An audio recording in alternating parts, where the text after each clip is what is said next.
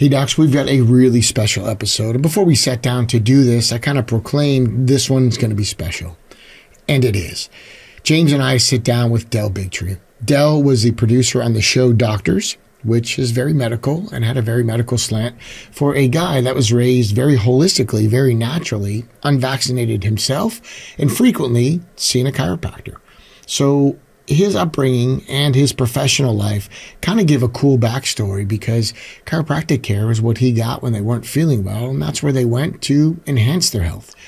As you'll see in this particular episode, it is special. He then became the head of communications for Bobby Kennedy as he was running for president, and ultimately probably landed in a position of more authority than the President of the United States, because as Secretary of Health and Human Services, Bobby Kennedy is the number one most powerful person in healthcare.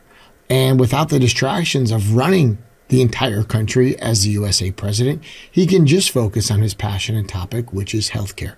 Well, Del was at the center of that too. So you'll see this blend of information is just really cool, and how it'll help you in your practice, certainly be motivating. But perhaps most of all is his most recent project, the Inconvenient Study. The Henry Ford Hospital did a vaxxed and unvaccinated retrospective study. The results are astounding. If you haven't watched it yet, you need to. But perhaps this episode should come first because it's intriguing, and some of the insights and the context around the interviews is really worth it. And then I went back and watched it a second time, and I enjoyed it more knowing Del's insight. So my advice is listen to this podcast. Understand there are many factors in health. And as we'll point out time and again, chiropractic was right again, because the X factor is often the Chiro Factor. And when it comes to politics and changing in the healthcare environment, the X factor there very well could be Del Bigtree and the work of Bobby Kennedy. Please enjoy a very special edition, James and myself sitting down with Del Bigtree.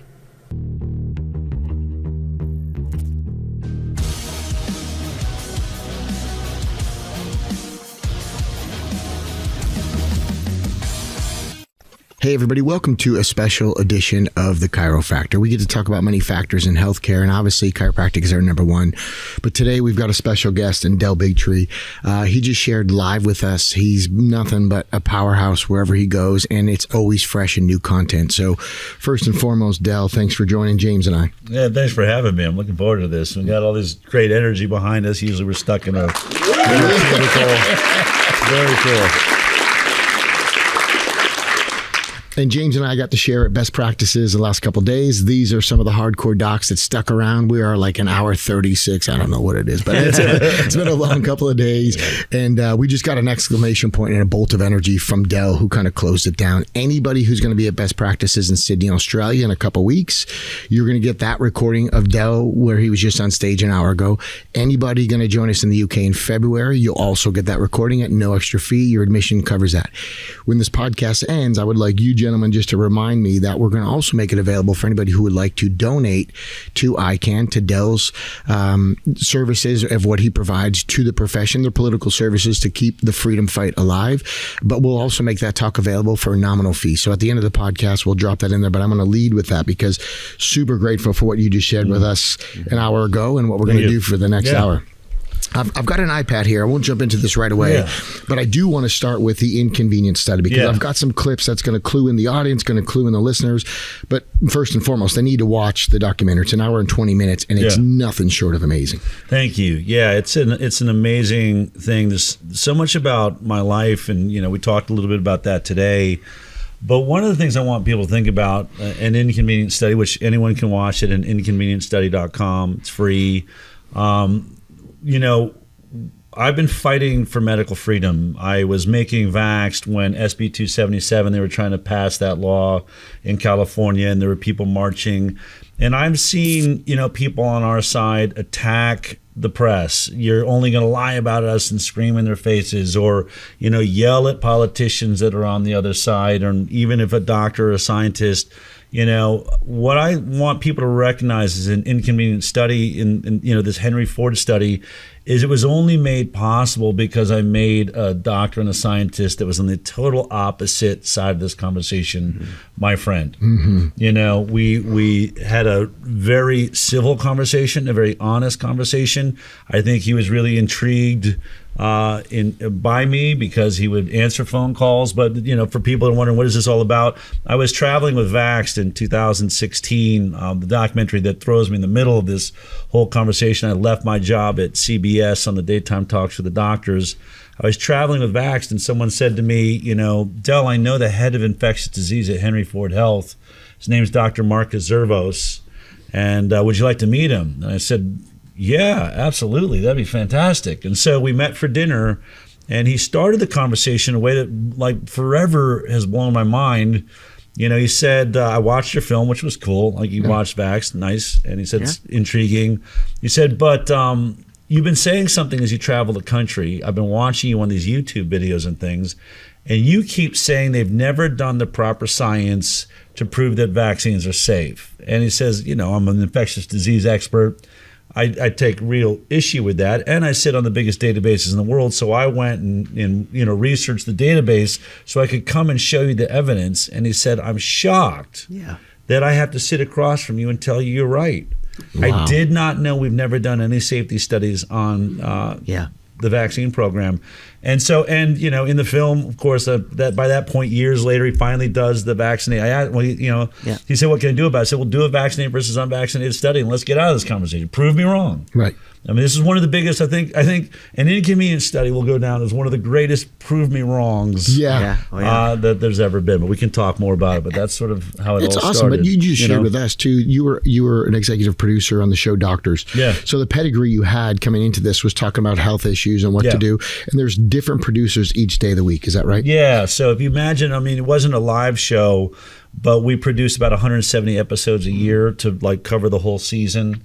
And you would, I would get one of the shows every week, and we would tape about, 6 or 7 shows a week to stockpile the whole show. And some of them would air just moments after they were done and things like that. So you were responsible for one of the shows, and other producers were responsible for. And based on that comparison, your shows were always getting the most views, always getting the most. Yeah, I really was doing very well. Like, when it would be sweeps or things like that, they'd be moving my shows, meaning when they're going to start judging what our ratings were for the week, a lot of my shows were making it a sweeps week. My shows were amongst those that were being thought to be sent for Emmy Awards, things like that. I had a really great gig. It's a very volatile world.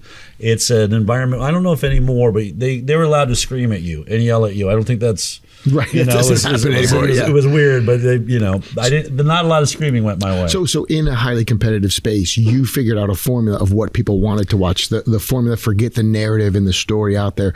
So your backstory on that, I think, is super critical to why people need to watch this film. Yeah. And then also how you were raised was the opposite of what that show represented, which it wasn't medical. You were very natural. You didn't go to medical doctors. You were born without vaccines and lived a very natural lifestyle. So here's this natural lifestyle guy running this doctor show that has massive press and ratings through the roof by comparison to all the other people.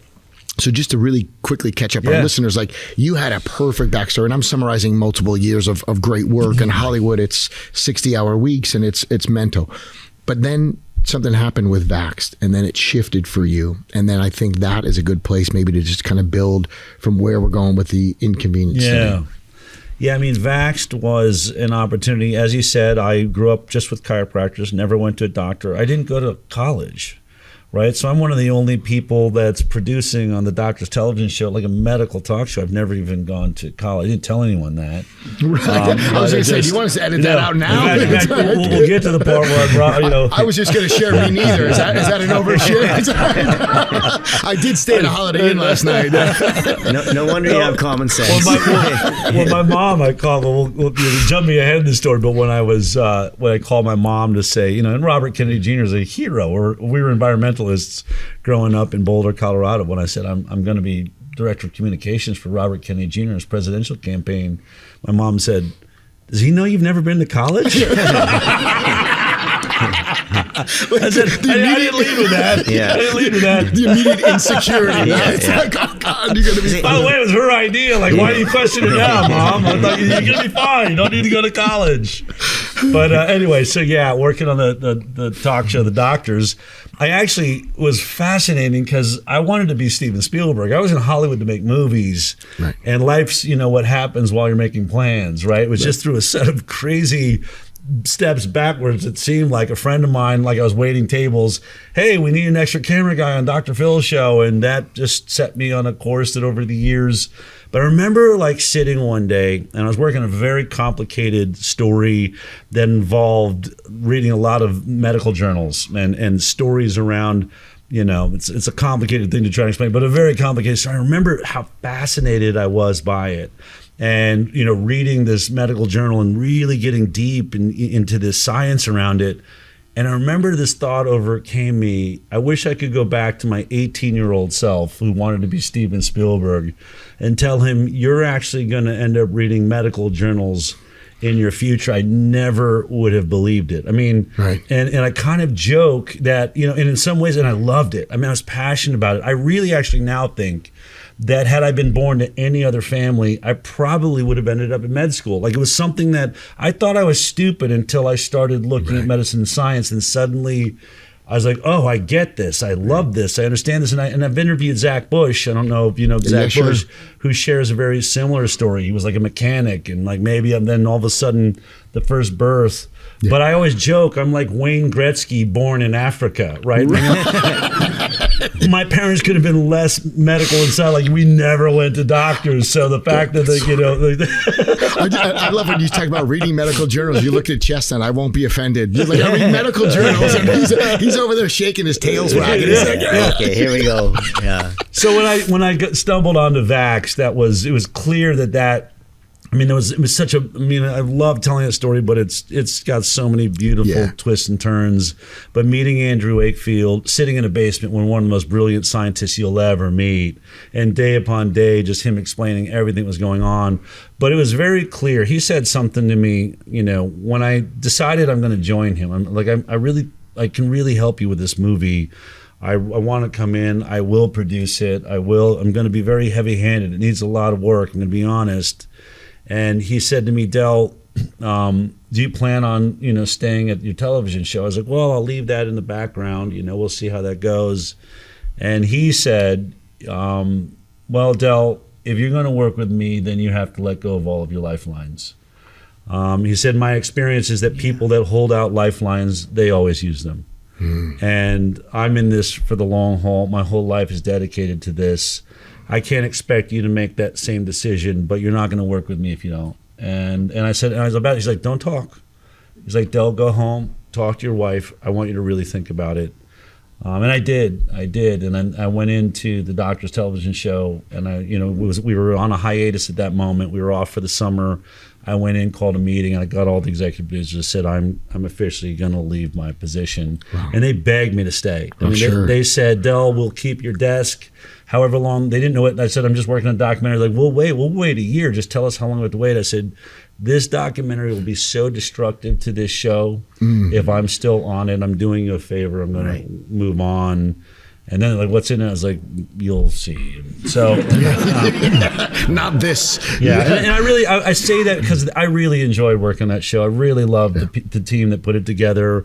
I'll always be thankful for Dr. Phil and Jay McGraw, like the family that, like, it was a spectacular opportunity that led me into a life journey I never, ever would have expected I was designed for, as I've said. So that's pretty decent of Andy Wakefield, what he went through to kind of give you a heads up on it. I think, because they destroyed his life. And he's like a real sweet man, but sometimes people take that kindness for softness, and he's just steady. He's just low tone, and you being honest and saying, hey, I'm going to be heavy handed. It's probably what it needed, right? Yeah. Zach Bush, same way. He's real calm and mellow. I've had many conversations with him. Yeah. But you talk about the things he's interested in, all of a sudden he hits another gear. You know what I mean? Like he just gets up for that. And so what's cool is I just kind of wanted to give like the fast forward version of the backstory only because the Doctor show, you were killing it. You didn't need to do anything else, but you knew production, you knew how to get ratings.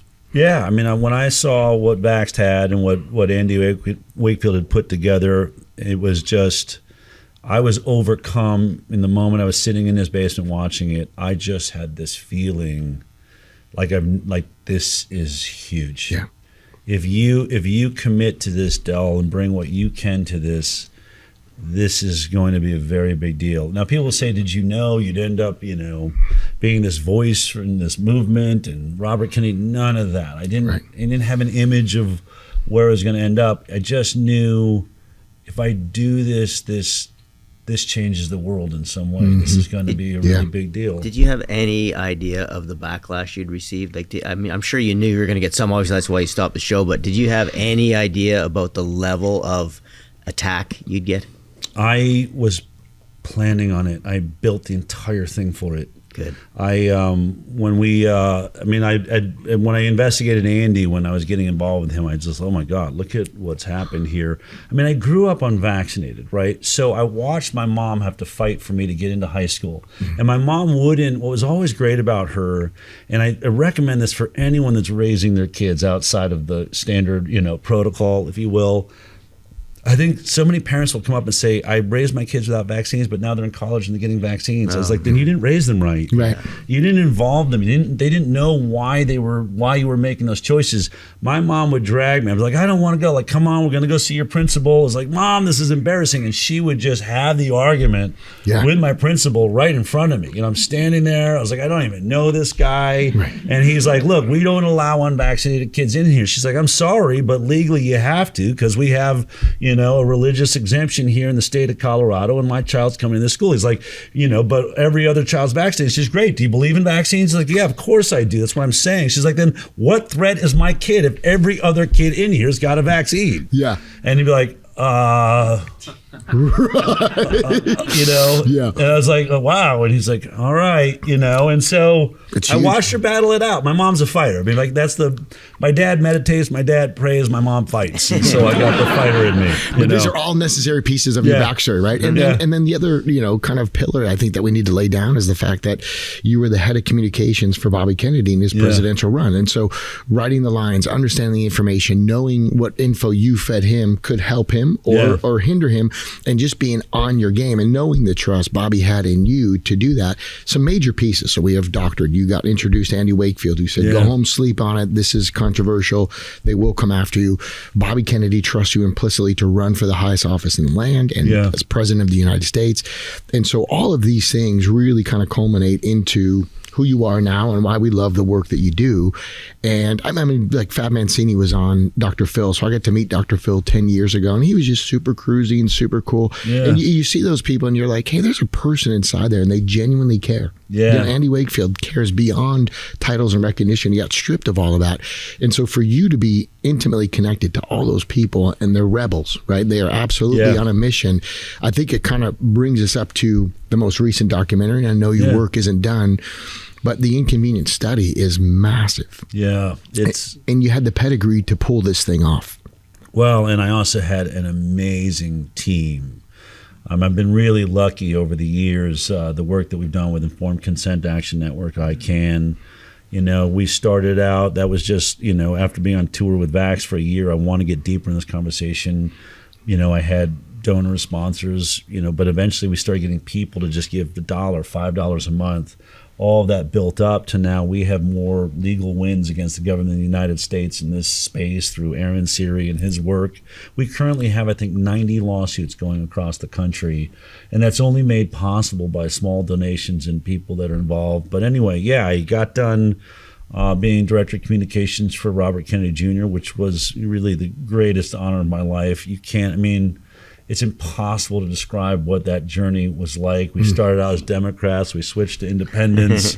We joined Donald Trump. And to be in the room on all of those incredible decisions, and to be with a human being like Bobby that can move. I think, I always think we watch what happens in the world and we have an opinion about it. But when you're really in there watching a man have to make really dramatic, bold choices to stay in it. And the one thing I'll say about that is, I remember when I was in the Oval Office, I felt honored to be invited as a few people, and he was putting his hand on the Bible and being sworn in as HHS secretary. I just thought, none of us pictured this. This is better than president for me. I asked him to run for president the previous election cycle, which he almost did. That was why I got called up. He's like, that idea you had, Del, I'm thinking about it now. But, I just watched in that moment and thought, this is so much bigger than any of us ever dreamed. He's being sworn into the most powerful position in health in the world. A man who's been funded by chiropractic just like I have. The movies he's made, the work that I've done, the lawsuits we've brought some together, and that his work at Children's Health Defense. Chiropractic is such a huge part of that too, and alternate health and holistic healing and all of it. And then now our guy is now in the most powerful position. I honestly just thought, if none of us ever thought this was possible, and what we've just done happened, then we're underestimating what we're capable of. And this is pretty freaking gigantic. Yeah. I actually kept thinking, it was so big, I kept getting worried that they were going to take him out. Yeah. Because I thought, how can they let this guy who's so like you, like Aaron Suri, right? Like you're not going to out-argue him or out-debate him. And once he gets a voice, we win. Yeah. Right, because he's got the evidence, and he's just so, and his background, and I thought to myself, I was really scared actually, after what happened with President Trump and stuff, and then I was like, can they ever let this actually, this is, and they tried. Yeah, the lobby's huge. It's still happening, but I was just really nervous about it. Slow him down as best they can, but he's doing great work. I think he's done more as HHS secretary in this it's still less than a year.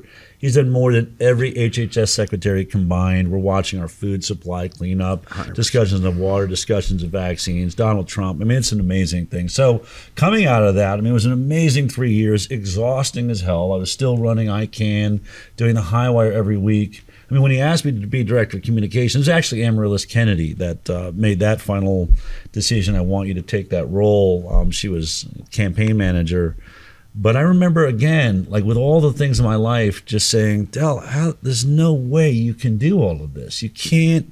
No one's wired to be able to like that. How much time is that going to take? And I remember I told Amaryllis, I appreciate you asking me, but I really got to think about that, and I prayed all weekend. And all I just kept thinking was, God hasn't asked you. You haven't been asked to do this if you're not supposed to say yes. Mm-hmm. However you're going to do it and get it done. And so I called Amaryllis and I just said, I feel like director of communications should have 150%, enroll energy in this. And I still have to do a show every Thursday. I'm going to have to get back to Texas every Thursday to do the show. I'll have to have a couple hours on Monday to talk through the show with my team, and then they can do the rest. But you don't have 150% of me. And I remember she said, I love that you're still going to be actively involved in the investigation on the science that's happening in the world. I think that's going to make you stronger and better. And she's like, I think, your 70% is more than most people's 150%. I would totally agree. Yeah. And I just said to her, then I want you to know this. If anyone comes along that can do this job better than me, please hire them immediately. I'm only here for the end goal. I only want Bobby to win. And if there's someone better, don't ever worry about my feelings. I'm just holding this place. I'm going to give it everything I had. She's like, I said the same thing to Bobby. That's awesome. And we all, the whole team was like, fire us. And so when you see people attached to things, we were all like, get rid of me. Yeah, please get rid of me. Please find someone better. But that speaks volumes to your character, to your integrity. If they'll take your 70% versus 150, and you're in these circles with these people that it's historic. Yeah. Bobby Kennedy, what he's doing in healthcare is historic. It's historic. And he's cleaning things from A to Z. It's just everything he comes out with. And I've seen him on videos, arguing with senators or you just came in here and wanted this. He said, you've been in this position for 40 years. And I've gotten more done in a year. Give me some credit, And it's Aaron Siri, just for the listeners, he's your attorney for ICAN. And what was that? The Congress that he was? Senate. The Senate. Senate hearing. Senator Ron Johnson needs a shout out. Another angel in this time, in this moment, that is just literally ran again because of vaccine injury. Was ready to retire, but he saw this issue and said, I'm coming back. You're going to need help. And Bobby wasn't even in at that moment. It wasn't like, but there's just something spectacular really going on. But Aaron Siri, I mean, all the work that we do at ICAN, that was a miracle meeting him too. He is just one of the greatest warriors of all time, the smartest human being I've ever met. The guy he'll say to me, he'll go on a vacation, I'm taking this, this immunology textbook, like a college textbook. I'm going to take it with me on vacation this weekend. I mean, he'll come back from the weekend and you can recite every page in that. It's just crazy, incredible. Well, I saw one of the clips. They were like, so, Mr. Siri, are you a doctor talking about this? And he said, no, I don't rely on titles. I'm an attorney. I rely on evidence. And that's what I've got today. And it was like, go yourself. It's just amazing. Like, it was just awesome. But look, something spectacular is happening, and I'm gonna call it what it is. It's you. Well, I mean, you're bringing the energy out of these people, and you're really a catalyst, but humble enough to stay behind the scenes, humble enough to say, fire me if you find somebody better. And the truth is, like, that spirit is contagious, and that's why it's fun to sit with you and share what we're going to go through today, because the reality is you bring that energy, you bring that next level to people, and it is unlimited, unbridled excitement, and there's results. This isn't just hype, there's results. And so I think that needs to be pointed out early too, is Aaron Siri, Bobby Kennedy, Andy Wakefield. We talked about Dr. Phil, the Doctor Show. Yeah. Like you've got so much momentum with this stuff. And here you are speaking to a group of chiropractors today and promoting our profession and telling us to not stay silent. One of the things I want to double click on before we jump into the documentary, Chestnut, I'm going to have you chime in on this too. What is your feeling about chiropractors fighting for acceptance in the medical system, getting more from Medicare, from Medicaid, fighting for more reimbursement for insurance dollars from the government? Like, how do you feel about us expanding our scope, or you getting more dollars from the government? Can I just get a little fire from you? Yeah, I mean, I kind of got fired up in there, and I have some really close friends that are chiropractors that are trying to get with Bobby and trying to get Medicaid and Medicare payouts for chiropractic.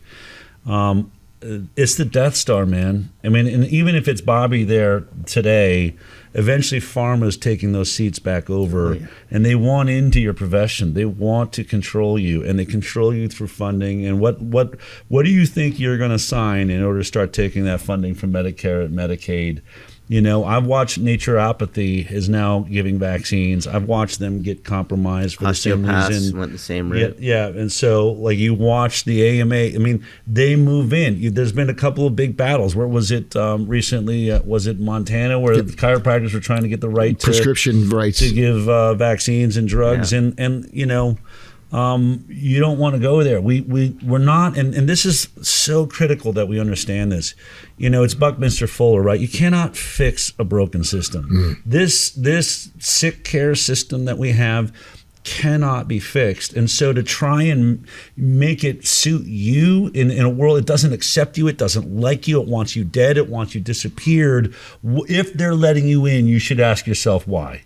What is their plan here? You wouldn't go into a room full of mobsters, that they know you're not one of them, or vampires, or however you want to cut it. Yeah. How is this going to work out for you? I really think, and let's be clear, not a single person from mainstream medicine or health has apologized for COVID. Not one apology. Not an apology for the worst vaccine ever made. Not an apology for saying to every patient that was out there, this is going to stop transmission. You need to take it to take care of your neighbor. Now we've got blood clots and turbo cancers and the sickest people we've ever seen. No backtracking from this thing. No backtrack on social distancing, on shutting down our children's schools. Not, I'm sorry, that was a mistake. We shouldn't have done that. Oh, the social distancing. Yeah, Tony Fauci just admitted to Congress, we just made that up. Sorry, no scientific background. After stating, if you're questioning me, you're questioning science. I mean, these people are unconscionable. They locked us out of hospitals. We couldn't stand with our parents and our elderly when they were dying.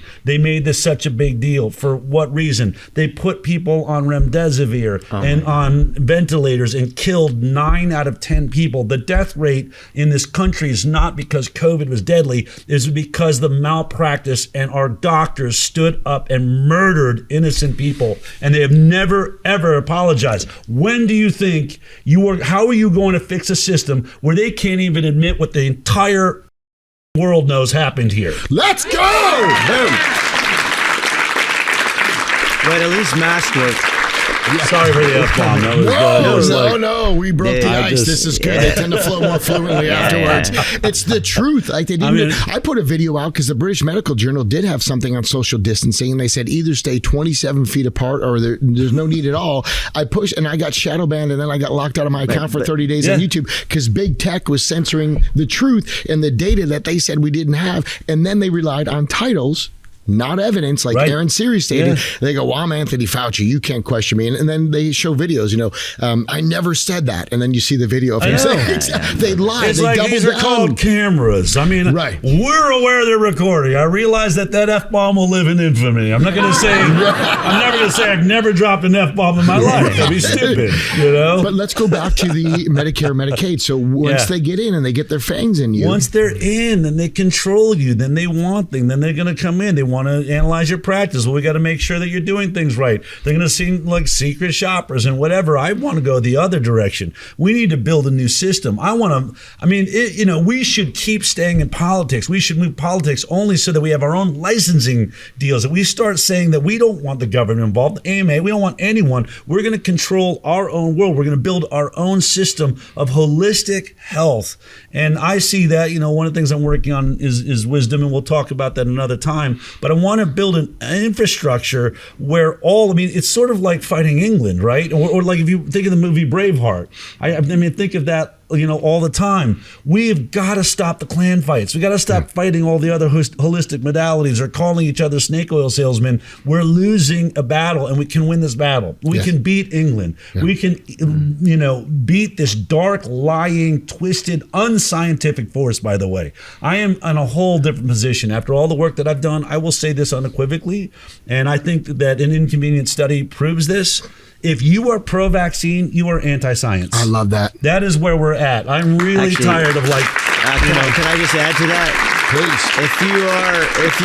If you're pro antidepressants, if you're pro back surgery, if you're pro antihypertensives, if you're pro the blood sugar medications, if you're pro Tums, if you're pro Prilosec, if you're pro anything, you're anti-science. Well, you're either stupid or you're a devil, because there is no evidence. The whole system, when you look at what you said today about, and we're going to talk about the fact that there's no placebo control trial. There's thousands of studies, but no evidence. That's what people don't understand. There's thousands of studies, but no evidence, because they don't understand the difference between publishing a study that has no valid data to make the to support the conclusion, and they just think, well, there's a whole bunch of them. We've got a truckload full of evidence. No, you have a truckload full of studies, and that's not evidence. And so it's like, but that's true of all of the system when it comes to chronic illness. As you say, we're all willing to admit that in an emergency they can save your life. Now get out of the hospital before you get a nosocomial infection, or they're charging you $500 for a cotton swab.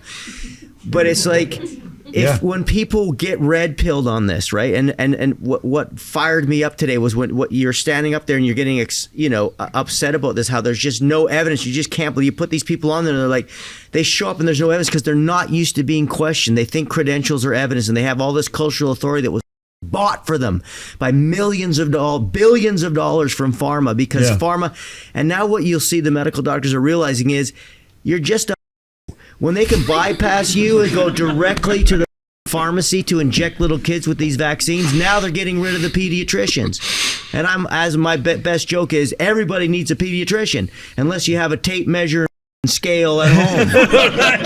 That's better than my life. That's exactly right. Yeah. So I'm just like, but when you see the enormity of this, and if you're able to actually decipher the evidence, and you understand a little bit about research methodology, what you realize is, what you realize, the top are the devil. I like Aaron Siri's book, right? The top know and they lie.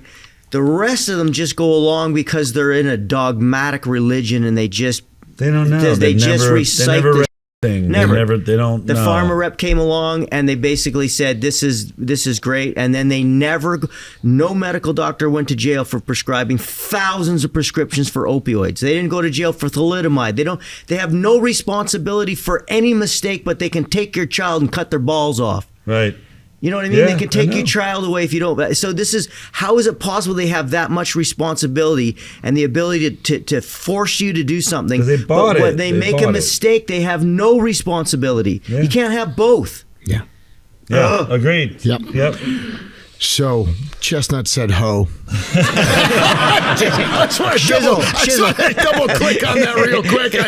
They're hoes. It's not for love. It's for the money. It's what it is, right? Yeah. And the truth is, where the science and the research go, they hide behind the titles and they hide behind, we've researched this, we've got this, and they keep placating the public. And then when they're wrong, to your point, they never apologize. We didn't get a public apology about COVID. Yeah. We still haven't gotten one about the vaccines. We still haven't got anything about turbo cancers and tumors, and we haven't got anything on autism. Pericarditis in kids who couldn't even get harmed from COVID. How many stadiums full of spectators had to watch pro athletes drop over from myocarditis and perfectly healthy before they said, hey, there might be a pattern here. Stadiums full of thousands of people, football stadiums, soccer stadiums in Europe, and these guys are dropping over on the court, on the pitch, and it's like, oh, that's just a coincidence. But Brad, correlation is not causation, unless it's for unless they're using that. One of the things that just drives me nuts is when they talk about the fact, well, we can't do a randomized controlled trial, about harms, because then some people would do without it. But I would just say this, Del, like in the history of recalls of drugs that are killing people, how many were recalled because of an RCT? Zero. You pricks. Yeah. They see a pattern, and they go, there's a harm signal here, and then they do a retrospective study, and they look at a cohort study, and they go, we got to stop this. There's not one single thing, including thalidomide, the opioids, Vioxx. None of these things were taken off the market with an RCT. They're full of shit. Just red herring after red herring. All drugs pulled off the market by the FDA were approved by the FDA. Correct. Yeah. And none of them had an RCT to get rid of them. I would go a step further. I would say that almost probably everything that's poisoning us, all the, and people say, Del, how do you know it's not the fluoride in our water? How do you know it's not the bisphenols and the plastics? How do you know it's the PFAS chemicals, the forever chemicals? How do you know it's not the hormones in the beef? How do you know it's not the glyphosate on the, you're all caught up in vaccines. Like, no, first of all, my nonprofit sues on all of those topics. Amen. But let's make one thing perfectly clear. Every one of those things that you just described, and yes, we're probably going to find out have been really horrific to our health and are contributing to the worst health outcomes the world has ever seen. Every one of them was said to be safe by the regulatory agencies of the United States of America. Therefore, your government and your regulatory agencies, no other country, we're the most powerful. They all follow us. We're being poisoned by the government of the United States of America, and specifically HHS, FDA, CDC, NIH. I'm blown away when people like, when they're like, there's 6 surgeon generals that are all signing a petition against Robert Kennedy Jr. It's like, oh, the same 6 surgeon generals that allowed, heavy like aluminum and lead and arsenic in our baby food, or petroleum dyes in our, Kellogg's Fruit Loops for years when we knew it was poisoning us. And now Robert Kennedy Jr. is finally doing something about it, finally looking at the fluoride in our water, finally looking at Tylenol, all the things we've known is happening. Those same 6 surgeon generals that oversaw the greatest decline in human health ever recorded on their watch. Blood is on their hands. We're going to listen to those jackasses? Right. Come on. My man, let's hear it. Hey, I trained them well. Audience, what would we say to these people? So, number one, you do not want to get government sponsorship. You do not want to be paid. I don't think so either. And the other thing is, we talked about it's government sponsored death by lifestyle, which is basically where all these surgeon generals that are doing, like, they've sponsored the death of people in their state because they're allowing this to happen. And then what I want to do is jump into your recent work, because the documentary that you put together, the film on this thing is incredible. And I'm going to play just a couple clips. Number one, to catch the audience up, but also the listeners to catch up, and then we can have a discussion around it. But ICAN, where do people need to go to donate? Well, you can go to ICANDecide.org and donate. I think we'll have a QR code that can pop up here on this show, and we'll put it in the show notes. And donate. If you're watching thehighwire.com, where I do my weekly talk show, you can donate there. If you go to Inconvenientstudy.com, Opportunities to donate are there, QR codes, everything. Look, we're a nonprofit. Everything that I've done, and by the way, that nonprofit's given us the ability to do things that the government never thought was possible. All the lawsuits we've won against CDC, FDA, NIH, Health and Human Services, no one's ever thought to sue them because there's no money to win. Okay. Right? When you sue them on proving that they're lying, they're like, well, what's the relief? What do you get back? Yeah, exactly. Nothing except I told you so. Right. And I'm going to show the world what you've admitted here. Well, we spend sometimes years in court on these things that never pay back.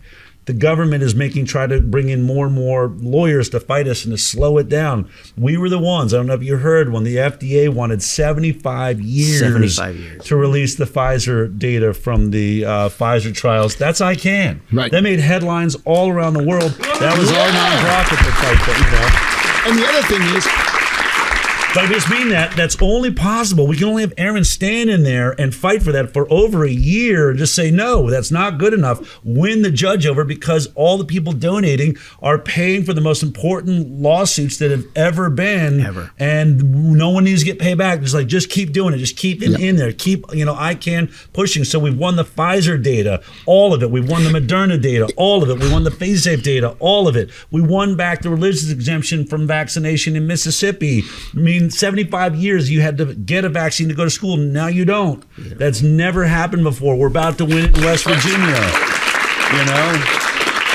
Isn't the CDC sponsored by pharmaceutical companies, and isn't Pfizer one of the biggest donors to the CDC? Yeah, I think it's the CDC Foundation is what they call it. So they just pour money into this nonprofit, right, and control the world around. But it doesn't even need the money. They're all coming from the same universities that were run by pharma and everything else. But they only advance, right? Like, this is what I think Aaron made a really good point of in his book, is that they think they advance because they're geniuses.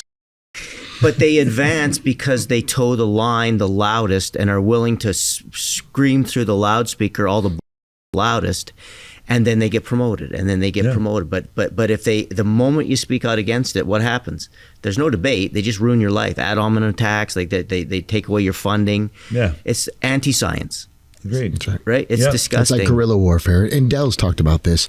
He said, what I'm going to do is I'm going to use those attacks as media.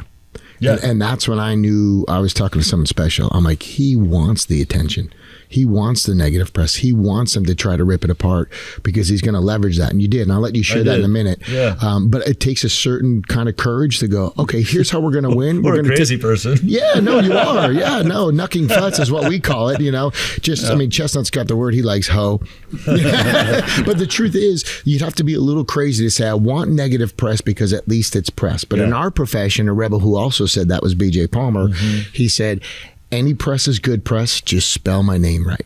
Right. And that mentality of a rebel of BJ being one of the greatest promoters of chiropractic, you're one of the greatest promoters of natural health care in many different fields. And it's like, it's incredible. So before I hit play on a couple segments here, can we transition into this important documentary? Because I think this documentary and this study by Henry Ford Health, this unpublished study, I do have a cease and desist letter that's been sent by Henry Ford Health. They're threatening a defamation case, which would be a sizable, case. And so they didn't publish this study. And that is what is the heart of this film, that I'm leaving the viewers. You decide why you don't think they published. I think it's made pretty clear by their head of infectious disease and the lead author on this study, what we're about to hear him say. But to your point, the randomized controlled trials, they've never been done on drugs. We never did placebo trials. That's all but conceded now. There's the last dying embers of them trying to say that, well, the original versions, the first versions of the vaccines were against placebos. That's not true either. So that's going to die on the vine also. But they've retreated in that place. They now admit none of the current vaccines were tested against placebos. So we've skipped all the gold standard of science to establish safety. They won't do any post-marketing, like real study using a placebo because they say it's unethical. And so all we're left with is a retrospective study that would compare people who've already made their choice to vaccinate or not vaccinate. That's what Henry Ford Health. I challenge Dr. Marcus Zervos. Do that study. Prove me wrong. Right. Go ahead and show the world that the vaccinated are the healthier kids. And I think he really believed. I think he meant well. I think he really genuinely thought 100% this is going to turn out in our favor. Because why would we be doing this if not? You know, he was a believer, and that's one thing I want to point out. Everyone thinks all these doctors are lying or these scientists, and he's pretty high up. I mean, this is a WHO official guy that has been in the Wuhan lab and is all over the world. He truly, I think, is shocked when he did this comparative study that the vaccinated are just disastrously sick. And if you don't do a double-blind, peer-reviewed study prospectively, then the next best thing, this is the gold standard, is the retrospective. So you go back and you put them into two categories. And I just want to make this point to everybody so you understand. So no time in history has any intervention been pulled off the market requiring an RCT. You require an RCT to put something on the market. Right. But you do not require an RCT to pull something off the market. And so that's never happened in history. No drug or intervention of any kind that's ever been pulled off the market was pulled off because of an RCT. So when they now say, well, you need an RCT to prove that vaccines are unsafe, that's a standard that is not met by any drug in history or intervention in history that's been pulled. It's a ridiculous red herring. And let's also point out that this product that we're about to see in the middle of this study is the only product that has no liability. Correct. Right? There's nothing like that in the world. So never went through a placebo trial. So it's not like any other drug that we know of. No. Can't be sued if it hurts you. So you skip the safety studies and then you also give it total liability protection. So amazing. Okay. You don't have to worry about safety. And it's the only product that they make that they don't have to advertise. You don't have to advertise a vaccine because the government is forcing your children to take it in order to go to school. So you want to think about like the perfect product. Business model. I mean, it's genius. You got to hand it to these guys.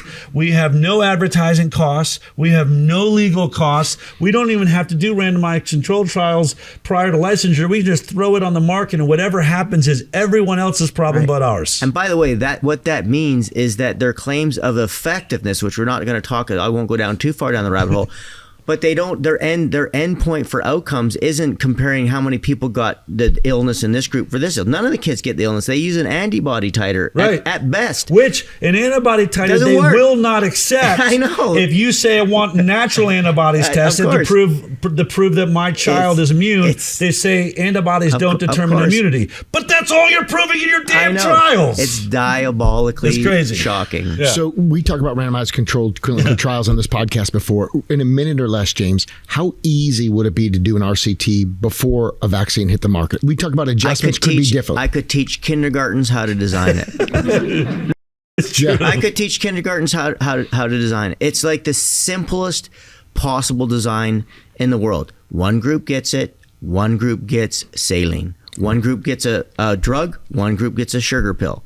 One group gets an injection, then you have to match it. It has to be an injection. So then you inject saline. Cool. Yeah. Right? It's the simplest. By the way, let's not pretend these people don't know this. There's no possible way on earth these people are that stupid. Okay, it's not. Well, no, they're that. I mean, the ones who accept the evidence without this being done are stupid.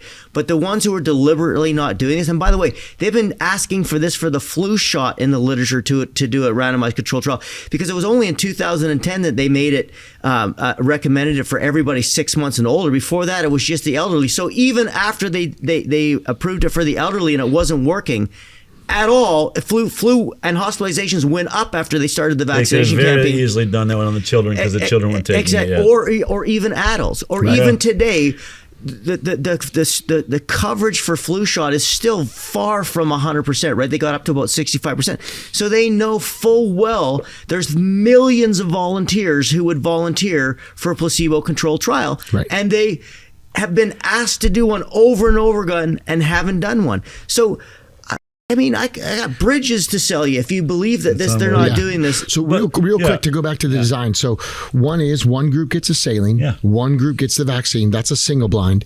The double blind, explain what that part is, because it's real simple. Neither the doctor nor the patient knows which got the saline or the other. So for our audience, that also means the doctor doesn't know whether they're given the saline or that. So that's the double blind. Does that make sense? Like super simple. One blind is the patient doesn't know. The other part of the double blind is that the doctor doesn't know. And the randomized part is you say you're going to have 100,000 people, whatever it is, then you basically assign them with a computer. In the old days, it used to be literally pull shit out of a hat. and you would randomly assign them to whether they're going to get the saline or the placebo. So it's very easy for vaccines. Super easy. It's easy for anything, Dave. Well, except chiropractic.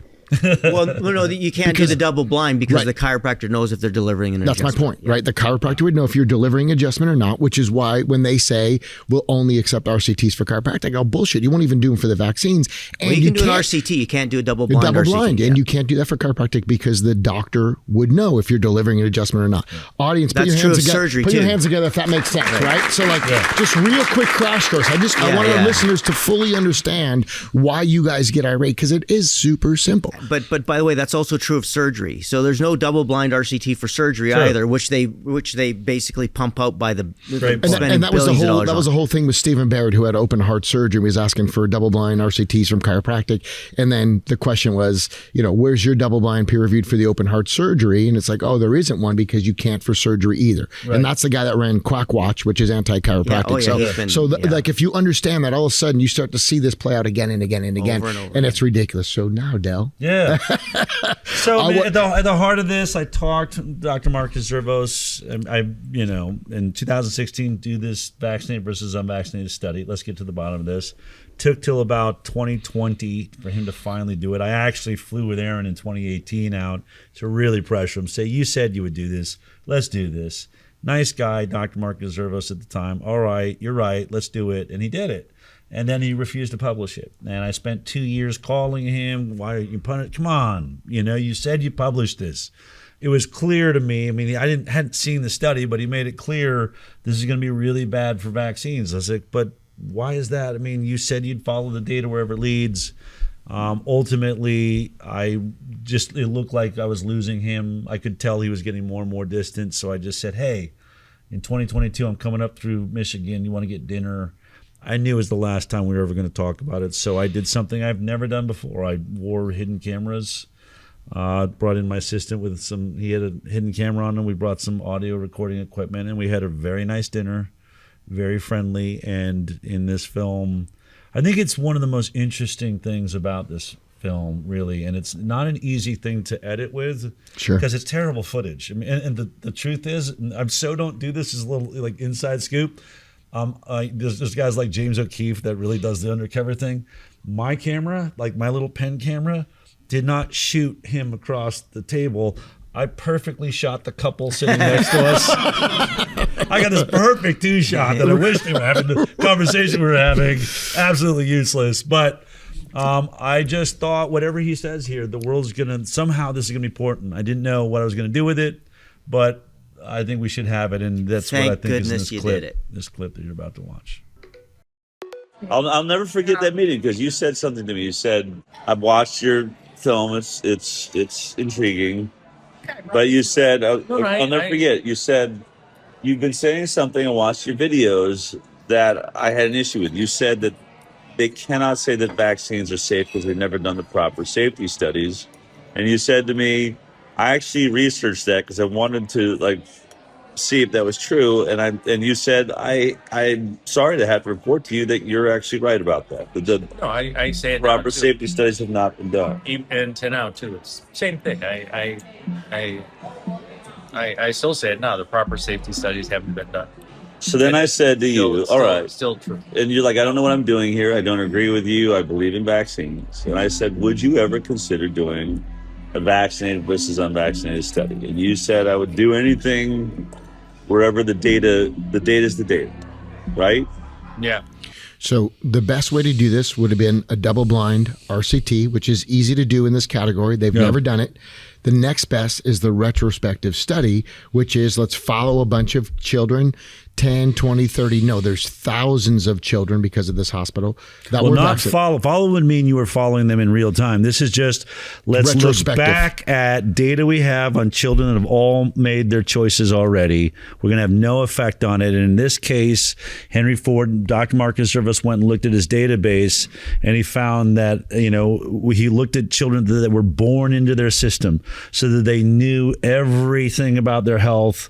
Really, most of the kids are about 1 to 4 years old up to 5 years old. So it didn't have to be in real time because they have a snapshot of the data. They've got it all. I've got everything that's happened with this kid. At a click of a button, they have it. Every diagnosis, every medical visit, they have access to all the records. It's a better database than the CDC's ever had because they're also their insurer on this kids. They're both the medical provider and the insurer. So even if these kids went out of the system, they still paid the insurance so that they got that code back on whatever injuries and illnesses they had. So they found we've got 16,500 vaccinated kids that fit this model and nearly 2,000 unvaccinated children in our system. That's what I wanted to get to. Do this it wasn't study. like 20, 30 people. It wasn't like a couple dozen. Thousands. 2,000 unvaccinated. 2,000 unvaccinated. Yeah. That's massive. So again, and people will say, just will be like, well, why is there less than the vaccinated?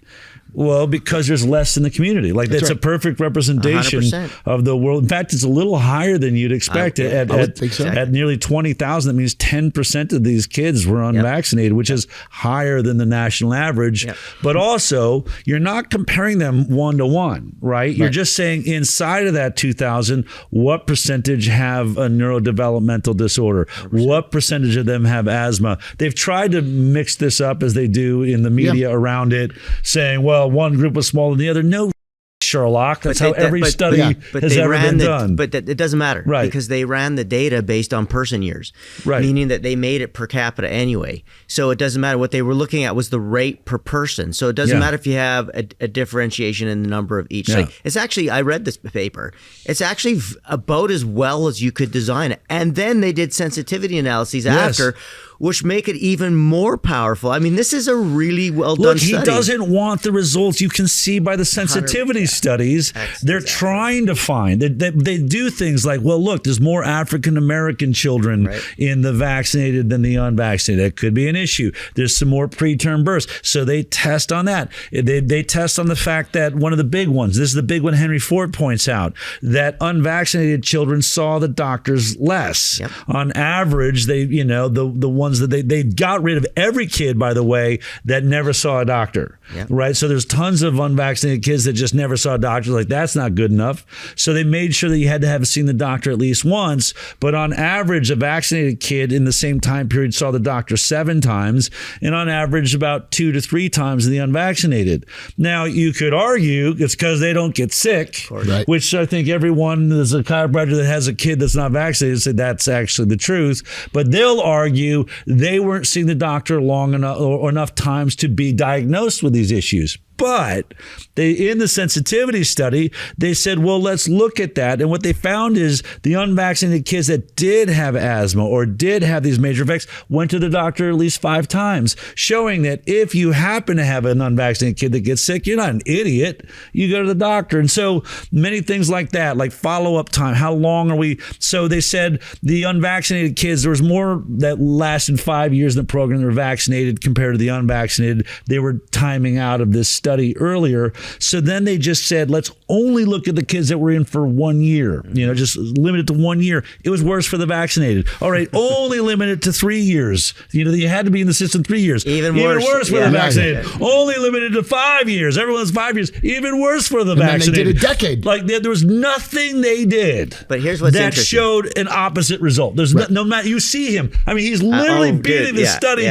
from every side, trying to change the timeline. Right. But I don't know if you guys are getting that's feedback. The good thing, right? Because what it shows is, I know that was his bias in why he did it, but the fact that he did it strengthens the study because every sensitivity analysis they did was better. But here's another point that I want to make when I read that study. We got a little feedback on our headphones. It's Chestnut purring right now. Yeah. He's just like, he's like licking his paws.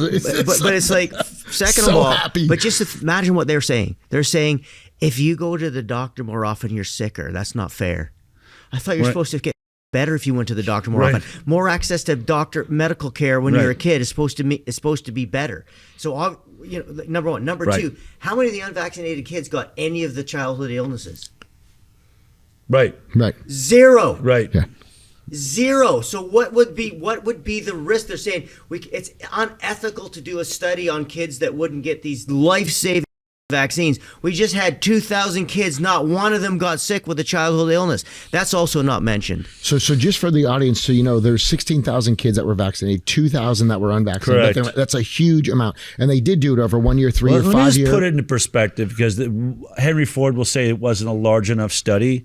Hepatitis B vaccine we give to day one old babies in the hospital, can't leave the hospital without it. They might call Child Protective Services.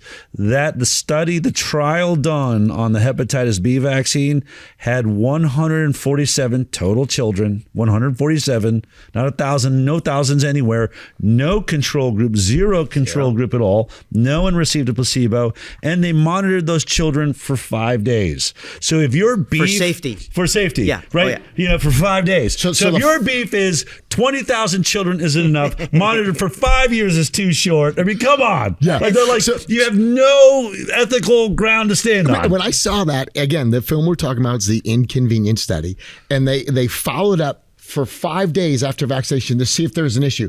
In my head, the comedian comes out, and it's like, so we'll follow them starting Monday. And it's Friday, we're done. Right. You know, Yeah. it's just like, it's like we Totally did it for safe. 5 days to see if they have a chronic illness. Monday, it's Friday. Close the study, we're out of here. Yeah. You know, it's like, Exactly. it's madness. But I'm going to play another clip. Yeah. In spite of being protected against 3 deadly diseases, the introduction of DTP was associated with increased overall mortality. Children who received DTP vaccine had 5 times higher risk of dying than those who didn't. And this is just one example of many studies now done of DTP vaccine, and they all show the same. DTP vaccinated children have higher mortality than those who didn't get DTP. So it appears that DTP vaccine has negative non-specific effects. The protection against the 3 deadly diseases comes at a very high price, namely increased risk of dying. So, with the best of intentions, the use of DTP vaccine may kill more children than it saves. I know these results are extremely uncomfortable, and most people, including myself, just wish they weren't true. But this is what the data tells us. Will you guys put your hands together for the courage of Del and his team to put this stuff together? Will you put your hands together? That's a little sort of inside scoop. One of the first things I ever did with Robert Kennedy Jr. was when Trump was first elected in the first term. He had met with Bobby, and he had promised Bobby would run a vaccine safety commission. That's right where I got dragged in to meet Bobby, because later that night, Bobby was at the Trump Tower. He got asked to run this vaccine safety commission. It was an all-day meeting. Bobby says he met everybody, Steve Bannon, Pence, you know, everyone was there, Kushner. And then they paraded Bobby in front of the cameras, and he said, I've been asked to run the Vaccine Safety Commission. And then about 2 or 3 hours later, I forget if it was Kellyanne Conway, someone from the Trump administration said, oh, Robert Kennedy Jr. was mistaken. That was not what we offered him. And he was really, really pissed. I'm sure. Because that was like day 3 or day 4, Trump was in office. It was super early in, and Bobby felt like, you know, and I didn't know Bobby very well then, but it's a whole group call. I got on, you know, this Adele, Bobby would like your advice. This is like 20 people on the call. And didn't Gates get involved in that? I think Gates had met with Fauci, Trump, and like, who knows? But anyway, because, you know, he's an expert. In the end, it ended up leading to the consolation prize was Trump set up a meeting at the NIH for Bobby to lay out. He said, go to the NIH and lay out all your issues. I'll have our guys there monitoring, like basically refereeing it. And so I got invited in that delegate. It was like about 10 of us on Bobby's side. Awesome. Aaron, Bobby, and I really put together the PowerPoint, and we led with this video. Well, not with this video, but with this story, which is the DTP investigation that happened in Guinea-Bissau, Africa. These are and if you watch what I've done on the High Wire, if you watch, you know, what we've done throughout you find COVID, people pro-vaccine? I find pro-vaccine Yeah, people. I know that. I'm not looking for people on our side. Like, I get you don't trust us. I love that pattern. You know, yeah. So in this case, this study is so important because it points out the exact problem with how we've approached vaccines. So a guy named Peter Abe, he's one of the big vaccinators in the third world. This is Christina Stabel-Ben. She also works with him. After 30 years after a DTP program in Guinea-Bissau, Africa, he realized, this is in 2017, he realized we only managed to vaccinate half that country with the kids based on difficulties of getting to them. And he just said, I have a perfectly randomized, RCT by nature. And they've been tracking, they have, I guess, apparently very good health records. I can go back and see how those kids did. And so 30 years later, he decides to go and look at half the country of the kids and the half that didn't get the vaccine. And he discovers that the children that received the DTP vaccine died at 5 times the rate of those that had not received the vaccine.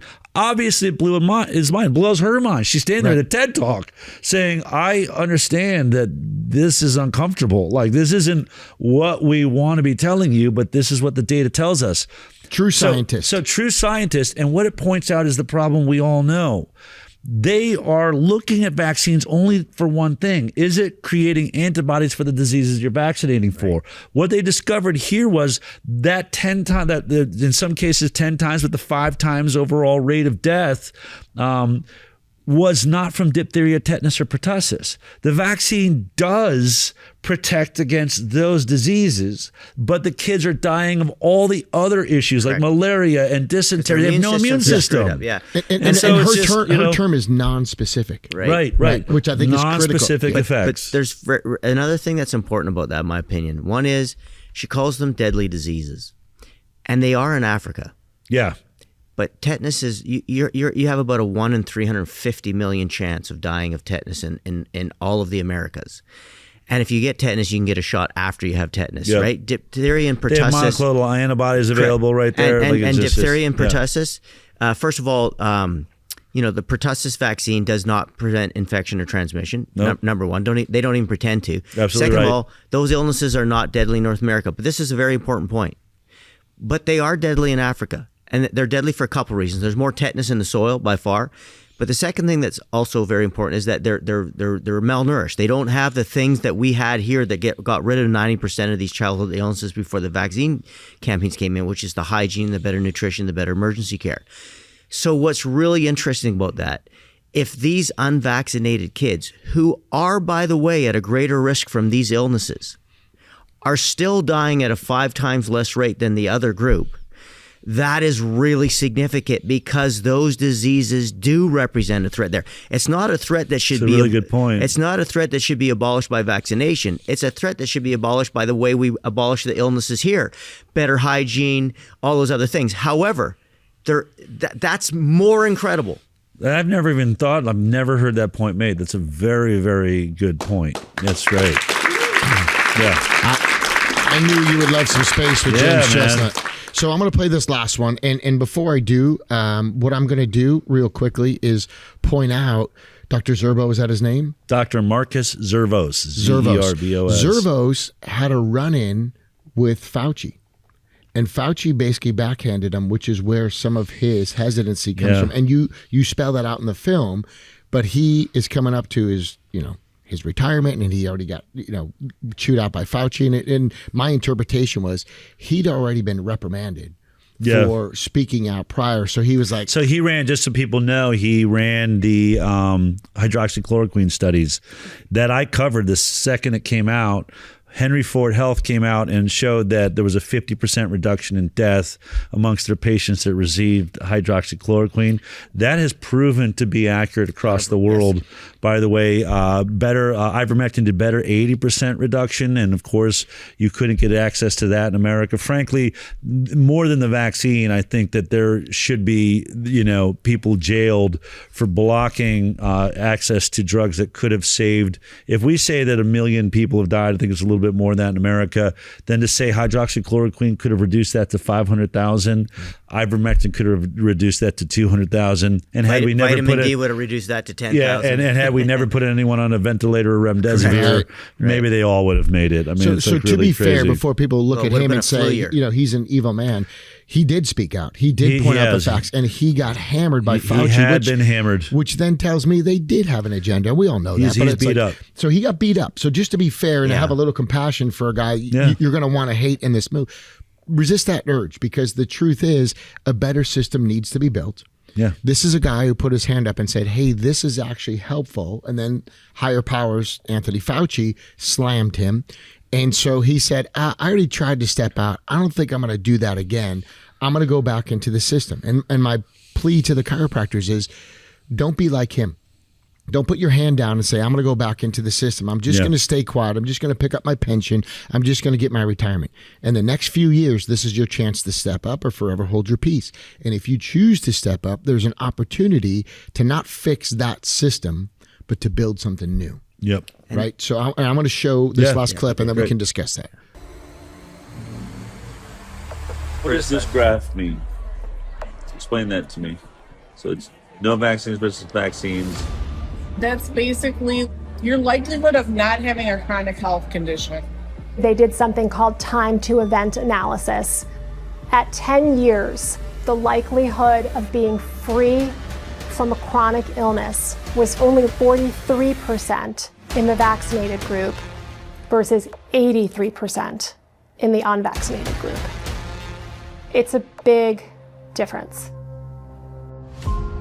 So if you're unvaccinated, you stay up here above the, like was it 80% of you are going to be perfectly healthy, whereas you're dropping below the 50 percentile, which is exactly what I've been stating. I've been saying 54% of America's children have a chronic illness now. It's right there. And that's basically what that's showing. 10 years follow-up. Massive. It's gigantic. I mean, it's really, obviously Henry Ford pushes back, says it's not a good study, whatever. One of the things that really made me excited just a few weeks ago, Peter Gutcha, who was one of the founders of the Cochrane collaboration, started tweeting out about the Henry Ford study. And look, this is a guy that I've tried to get him to look at the childhood vaccine program. He will not. He stands by it. And he said, this Henry Ford study is very disturbing, essentially. I've looked at the complaint by Henry Ford. It cannot explain the confounding issues that they're pointing out, cannot explain numbers this big. And just to make that, it's kind of reverse of how we're used to hearing it. But basically over 10 years, what it shows that 57% of anyone that receives a vaccine will have a chronic disease, and only 17% of the unvaccinated. That shows it right there. And so if we're asking what's causing this 54% chronic disease epidemic, I mean, this study, if we're to trust it, and we need to do more and bigger and all of that, but you could almost put the entire problem on vaccines. Mm-hmm. So where does the chemical dyes in our food weigh in? The glyphosate, I know they're problematic.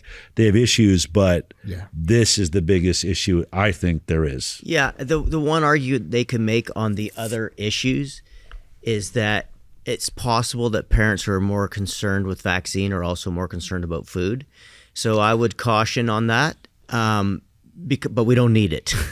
No, but this study is so powerful, it's right? an interesting point, though, because I don't. But we could control for that. We just didn't. But we could. But this is the big thing that they say, right? What they'll say is, and this is what, and Bobby brought it up at the meeting we had at NIH. I mean, I was there. Tony Fauci was sitting right across from me. Francis Collins was sitting across from Bobby. It was an amazing moment. They would not allow us to record it. They said, if you were caught with a recording, you'll be arrested. Like, that's how serious they were. This had to be a private meeting.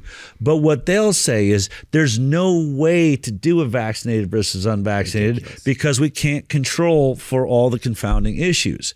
And what they're saying, I mean, it is a bit of an issue, which is if you're not vaccinating, you're probably not drinking fluoridated water, most likely. Right. You're most likely eating organic food. Your kids, you're not walking through airport scanners. You know what I mean? You're going to go ahead and pat me down. I'm not going to get radiated. You're not using microwaves. You're not using plastic. I mean, there's a lot of things, and this is their argument, that you are doing that is giving you the results that you're getting. But let's be clear what they're admitting. 100%. You're healthier than we are. Of course. Your kids are healthier than ours and all are. those other variables and are also they want to make admitting. it illegal for us to raise our kids that way when they know what they're admitting right there is we know for a fact your unvaccinated kids and your organic food eating kids are far healthier than our vaccinated unvaccinated kids, 100%. but we're going to still force you to vaccinate. We're going to bring them down to our level because they have to be as sick as our kids, and that's demented. It's demented. And by the way you control for that is two ways. One is you have larger numbers, which is easy to do, right? Because the larger numbers you have, the more likely you have these kind of different confounders, randomly assigned to different groups. But the best way to do it, of course, is to do a RCT. Right. And if you do an RCT in the first place, the people who are healthy eaters are randomly assigned to either group anyway. So now you've eliminated all that problem, and they refuse to do it. Right. And what did they do when they were faced with this hydroxychloroquine study? They deliberately did another study where they overdosed them. These people, there's something wrong with them. Literally gave a lethal dose of hydroxychloroquine in the study that our government funded. Yes. And Tony Fauci ran. It's just crazy. But I mean, look, here's where we're at. And this is how it is government funded. Right. But the point I try to make at the end of this film is they're going to keep playing these games until the end of time, right? They're not doing proper safety studies. They're giving you this baloney on now it's illegal to do it, like, oh, it's unethical, we can't do it. Every time you do a retrospective study, they'll point out that it's not a perfectly controlled study, which is what they skipped to begin with. And so here, I've shown you the game.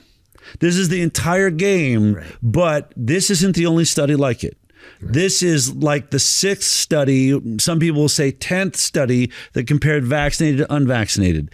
Every other one, they have discounted not even by a methodology, but by saying the doctor or the scientist that did it was anti-vaccine, they had a bias. And this is why this was so important to me. Yeah, for sure. I wanted, this is how much I believed that we were right.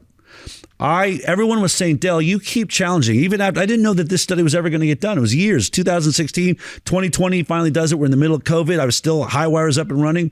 But people would say to me, Del, why do you keep challenging the CDC to do a vaccinated versus unvaccinated study? They're going to manipulate that study. They're going to manipulate it and put it out. And I just said, it cannot be lost on them that if they could manipulate a study in some way to show that the vaccinated are healthier, then that they would shut Bobby Kennedy up. He certainly wouldn't be HHS secretary. I'd be done. Anyone speaking out against it, we'd be done. But somehow, 100%.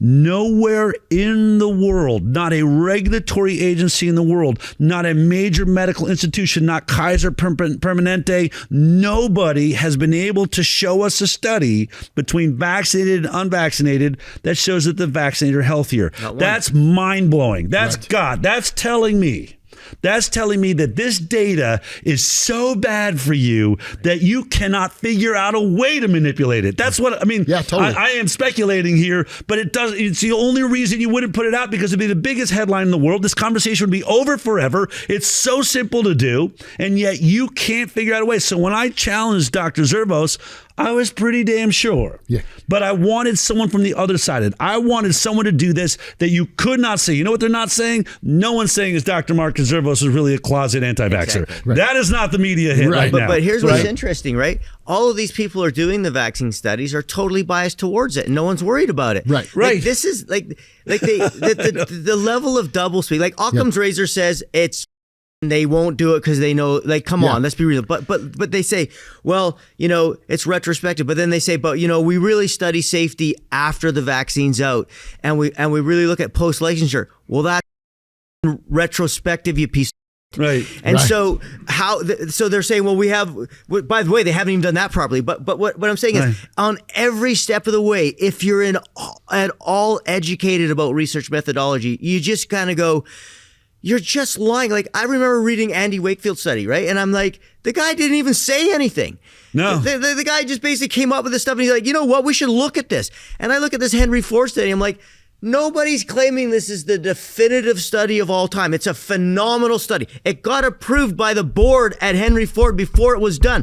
So the people who look at whether or not this is a valid study design, they ticked off the box before it was done. So don't come afterwards and say you don't like it. That's also fully not how it works in science, right? Because it got a pre-approval, it got ethics approval, got all that stuff. But it's like, if you have any understanding of this, like, you just go like, it's not possible they're not lying. It's not possible they're not lying. And I just wish, this is what I think is the best part of your movie, and it's why I just like vibrated when I was watching it, is because It's the first time that it breaks this down for people that don't understand research methodology and have been believing the brochures and the propaganda and just believing, oh, they said they have 2,000 studies. And then you did all that work and you got the study done. And then you recorded the guy saying, I don't want to publish it because it's going to hurt me. And it's because Fauci beat him down on the ivermectin, hydroxychloroquine.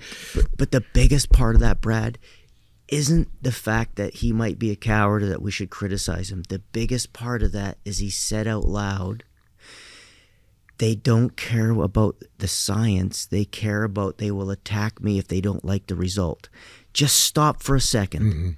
Right? Just stop for a second and think about that. The man is afraid of what they will do to him if they publish a study they don't like. Which is that science? Is that science? Thousands of children. No, he literally he but predicts. Science is over. He accurately predicts what happens. Correct. He says, if I publish this, they will say it was not a good study. 100%. They will poke holes in the study. They'll say that it wasn't long enough or He it shows wasn't the blah, blah, blah. playbook. He knows what it's going to be, and that's exactly what Henry Ford has done. They have to. But it's just so sad to me that if you say, well, these people are evidence-based or it's we have the science is settled, it's safe and effective, and then you just go, wait a minute, here's a guy who seems like a pretty decent fella, right? Yeah. Does the study.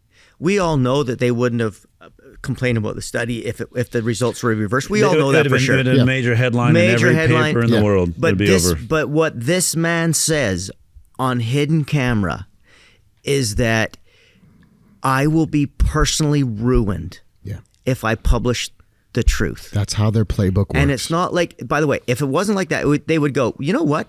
That's an interesting enough signal.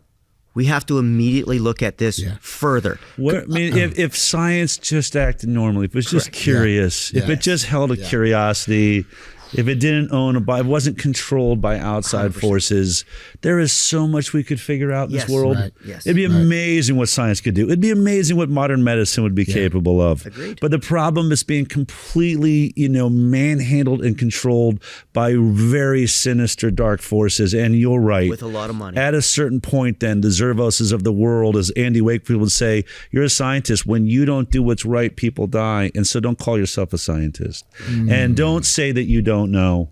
You all know. I mean, and that's why I think this movie is so effective. Absolutely. I think the doctors that are watching it, and a lot are. This is really. I just had a friend that was doing a location scout in Hollywood. He's a location manager for films. He's looking at this big mansion in Bel Air, and he recognized all the things on the wall, like the awards and stuff, and said, "Oh, you're a doctor." Is this woman? She's like a big, high-powered doctor. She's like, "Yeah." He's like, "Have you heard of the Henry Ford study on the vaccinated versus unvaccinated kids?" She's like, "Yeah, why do you know about it?"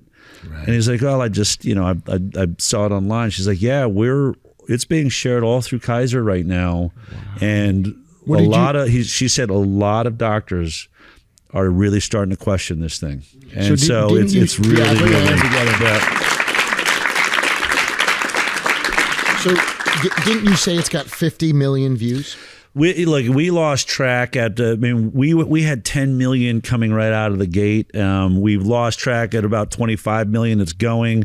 We can only see downloads and what's happening on the websites. But once it's downloaded in other countries, it's not being shared easily online. So we think it's being shared in movies. Like they're with each other. I think you could argue that we're somewhere around 50 million. I'd love to see a billion or ever. I want everyone on the planet to see it. And frankly, I think this is one of those things. But a lot of people say, "Oh, I know it. Yeah, I saw it. It's kind of I'm in the club." You really need to see it because one of the things, our team did an amazing job on it. I can't take all the responsibility, but there's some things that because it had to be made so fast, we didn't even get in the fact that we only had really 2 months to make this film that we should have spent a year on. I'm glad we didn't have the year. I would have ruined this movie. It was because it had to be so efficient. We had to get it done that we just stuck to what are the real facts? Like what can we show? What can we prove? What is here? And because of that, I think a lot of people, my favorite thing is some people are saying that relative that they had, that friend that they had that was not listening, they've sent this film and like, oh my God, it worked. They're like, you didn't speak speak above what the data showed in the study. You didn't make any outrageous claims. And the best part of it, Del, for me, was I know that your level of integrity was, hey man, we're going to publish this no matter what. We will make that agreement before you even sign up to do the study. And if it was in reverse, that prick would have published it. And you would have dealt with it. Yeah, right. That's the difference. Well, that's and, the difference. And I'll say this too about this is where I tell the media all the time. Robert Kennedy Jr. is going to do this study. They've torn apart his databases, by the way, which is unconscionable. If they thought they were right, they literally destroyed the CDC's databases. He could have done this study in a couple of weeks, and instead they ruined all the data before he got there. It's outrageous what's happening. And you're talking about the Biden administration destroying the evidence. Well, yeah, as Bobby was coming in, it may have been while Trump was already in, but all those employees that were there saw Bobby coming, and I mean, who knows? But he's reconstituting databases. They're working on it. But I would say the same thing about Bobby. And I think people are seeing it. He's not eradicating the vaccine program. He's like shared decision making. This should be a choice. It's a free country. That's what I believe in too. But I will tell you, Bobby's the same way I am. If you did this study the right way, and somehow it shows that vaccines are really making children healthier, then we would all have to stand in that and go, okay. I mean, then, what kind of scumbag would you be if it showed they made them healthier and you didn't want, and you lied about it? That'd make you a scumbag. I mean, I would want the same thing the other side is, which they should right now challenge it, bring in all the scientists. Have we looked at every way that this was done? But still, we're not anti-science. There's no science has been done. Right. And it is time to do the science. And I think, and I want to say this because we can seem negative, we can seem stressed out. I am so giddy right now. I'm singing in the car going home because I actually think we're in the offensive position. Yeah. We don't have to defend ourselves anymore. There are enough moms that are walking to pediatricians going, have you seen the Henry Ford study? Right. You know, can you prove to me that vaccines are going to make my kids healthier? By the way, hand me the ingredients. Hand me the warning label. I want to see it. And it's happening. And doctors are saying, I don't know what to say to them anymore. They don't know what to do. You know, 90% of doctors in America aren't getting the COVID jab anymore. So that means they're going against the CDC. Anti-vaxxers. This whole thing, they're all coming around. Let's hear it for Del Bigtree. It's a big shift. Yeah. Let me wrap this up and we'll get him out of here. You've been gracious with your time. We've gone way over what we agreed to do, so I really appreciate that. Yeah. A couple things. One is, we talked about the number of people in this study. When people watch the film, which I have guessed that they've done for years, there's a 10% of the population that's unvaccinated. I think they've always downgraded that number. They've always said it's 2 or 3% to make you feel outside the norm. And in fact, that number is much higher here. Yeah. Number 2, the blocking of hydroxychloroquine, ivermectin. In my state of California, the governor put a disconnect between when the doctors call it in the pharmacies. He told the pharmacists, don't fill the prescription. We had MDs that said, I've never had someone block a prescription who's not a doctor. Or that, which is unconscionable, again, destroying the databases, the CDC. We can go on, and we're not going to. I'm going to wrap this up. You've been super gracious with your time. There was a second half to this conversation, which you shared in that room. I want to make that link available, but I think there needs to be a freemium. Yeah. I think the listeners need to put some money down, put some money into the ICAN fund, and we'll give you the hour that you shared in there, because one of the things you said, there are no freedoms, there are no independence if you don't own your child. And if the government can come in and vaccinate your kid or take your child away because you haven't followed this protocol, you don't even own your own children. And that's where this is going. And so if people want to get on board and they want to do it, I'm going to say we'll provide the video, but make a donation to the ICAN. We'll give you the rights to the video, but if they can put in a donation too, and that's what it's going to require to go to the next level. People need to start showing up. They need to start putting the money in the right places. And more than anything, why I want to do this podcast is to funnel some funds your way. Plain and simple. I appreciate it. Because that film is changing millions of lives, and it will save millions of children. And when the scientists don't do it, nobody's going to. There is no safeguard between you and your children. It's time that the people in this room, the people in the profession, step up, pay up, so that we can have a brighter future for our children. And to me, that's really why I wanted you here. It's just to get support, to get the money out there, and to do it the right way. And we could go on and on for more hours. Rather than burn it out in one fell swoop, I'd love to have you back at some point. I'd love to get Chestnut on the high wire. I would love to do some things that would be really big, but let's collaborate on this. And then the last thing I'll say is wisdom. Yeah. Can you give me a minute on what's coming? Is that allowed? Look, I'm working now on building a healthcare system. And we've been on the fence. Should it be functional medicine? I'm at the moment, I want to build an entire educational space, directory, infrastructure for all non-drug modalities. I actually think functional medicine is what I'm saying about chiros wanting to get money from Medicaid. That's pharma's way of getting into holistic medicine. Oh, I just use drugs when they're necessary. I love that there's some practitioners doing that, but pharma's buying their way back into this entire conversation. Imagine a place you can go where you can learn about every non-drug modality there is, including nutrition, including fitness, chiropractic, homeopathic, acupuncture, all of it. If we all come together and build that infrastructure together and really build a community, the possibilities are endless what we can do there. We can get all of our own medical records. We can start using those anonymized with modern technologies like blockchain and doing studies amongst ourselves. I want to never have to count on getting Bobby Kennedy elected in a position like that again, or anyone like him. Our government is never going to fix this thing. We've got to realize that our government is owned by this thing. It is owned by this thing. So we've got to build a system that's in the hands of the people. Truly in the hands of the people. That's what wisdom is. We're just, working on right now, building that. But for me, it's always about media. It's about moving hearts and minds. So that's what wisdom's going to do. There's other things that have tried, but it's more than just a directory. It's more than just talking about it. We need to move people. And I want to build that world that people are running to now. Yeah. I want them to see the shiny, happy, beautiful chiropractors kids. I want everyone to want to have their kids look that healthy and be that beautiful. I want to create that world that people are running to, because I think COVID, they're running from something, but they don't know where they're going. And now it's time to give them the place, that home, that space. And I think that's what we're going to do.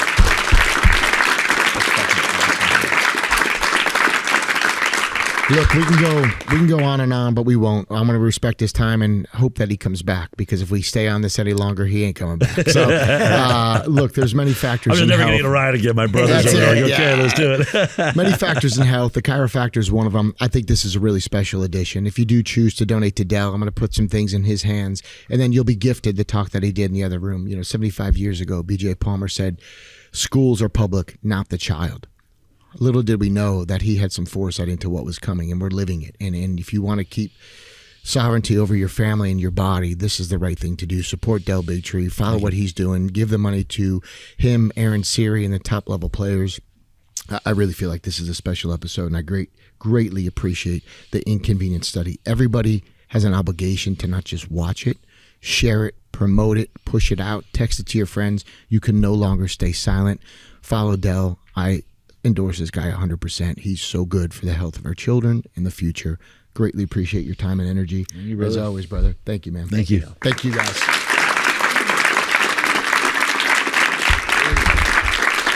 So there you have it. Very special edition, but we can use your help. Listen, if you would copy, paste, share this to some friends. I'm talking a text. Pop it into WhatsApp.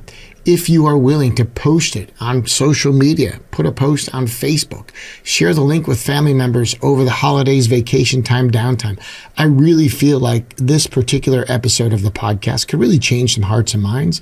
And I know for sure the documentary is doing exactly that, because it's based on the stats, the science, and the research that is around a very controversial topic that if we're unable to talk about it, if it continues to be text censored, the more families will be damaged and harmed. The evidence is out there. More facts certainly need to be fleshed out. But in the meantime, share what we do know. Let people decide for themselves. Let them have the freedom and autonomy of their own body, or we are not free. And if you don't have sovereignty over your children, what is the point of the work we do if we can't keep our own kids safe, protected, and healthy? So for that reason, be unselfish. Share this, please. And let's get the word out there that there are some questions about healthcare. More research needs to be done. And with the help of Del and Bobby, I think we can do a world of good for people as chiropractors and change some hearts and minds through the documentary, The Inconvenient Study, and possibly through this particular episode of the Chiro Factor. So again, I would implore you, drop some positive comments down below if you're watching this on YouTube. Hit the like button. It's simple and it's easy. But let's get the algorithm up. Let's share this information, and let's get more people switched on to the facts so we can save children from unnecessary harm and damage that doesn't need to be done. Hey, my name is Dr. Brad Glowaki. I always appreciate the facts and the data and the information, but this one will go down as one of my favorite episodes. Thank you for joining us on the Chiro Factor.